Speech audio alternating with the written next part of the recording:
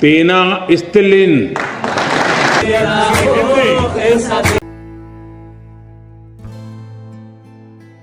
በህንድ ውቅያኖስ ማዕበል መካከል ለሺህ ዓመታት የተዘረጋ አንድ ምስጢራዊ ድልድይ አለ።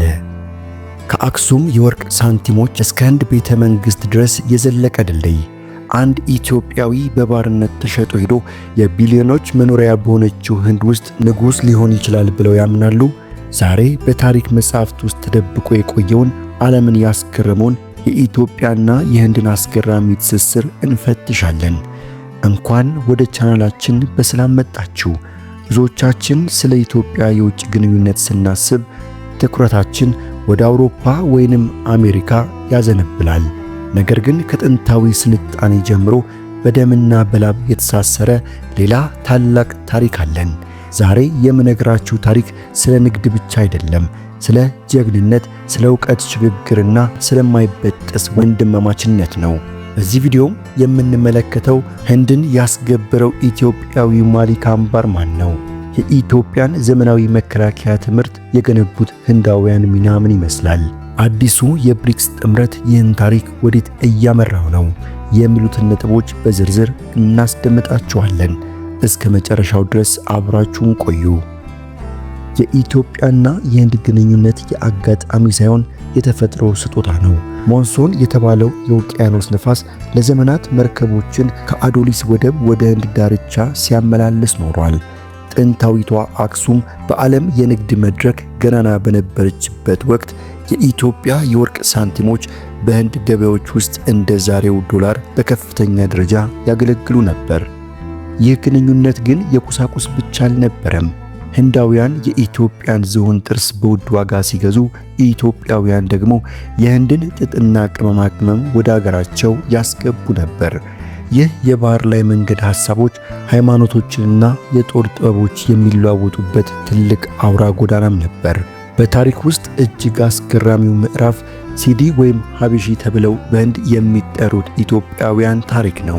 ከእነዚህ መካከል ማሊክ አምባር ተጠቃሽ ነው።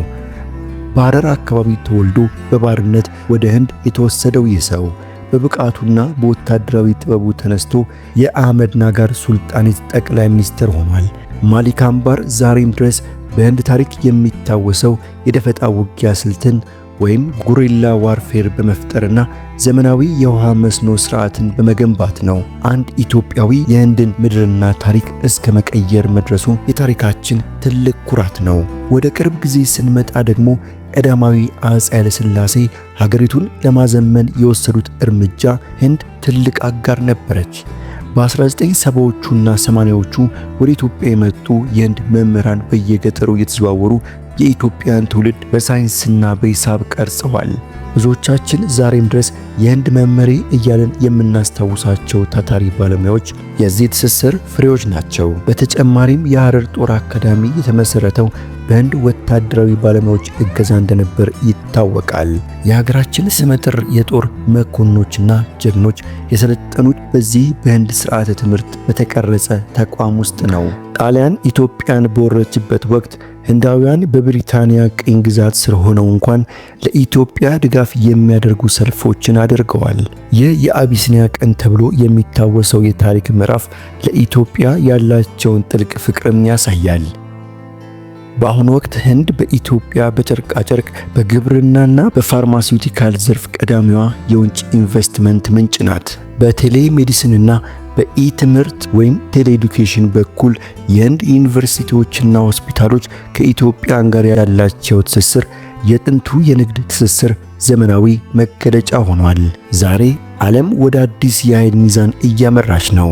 ኢትዮጵያ የብሪክስ አባል መሆኗ ከህንድ ጋር ያላትን ግንኙነት ወደ ስትራቴጂካዊ አጋርነት አሳድጓታል። ሁለቱም ሀገራት ግሎባል ታውዝ የሚባሉትን ታዳጊ ሀገራት ድምፅ በዓለም መድረክ ለማስተጋባት በጋራ እየሰሩ ነው። ህንድ ከምዕራባውያን ፖለቲካዊ ቅድመ ሁኔታና ከቻይና ብድር ስጋት ነፃ የሆነ አማራጭ ቴክኖሎጂ ለኢትዮጵያ ታቀርባለች። የኢትዮጵያና የህንድ ታሪክ በውቅያኖስ ላይ የተሳሰረ በጀግንነት የተገነባና በእውቀት የዳበረ ነው።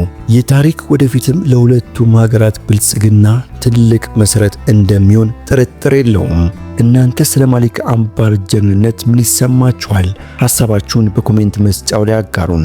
በቀጣይ በሌሎች መረጃዎች እስክንገናኝ ቸር ያቆየን።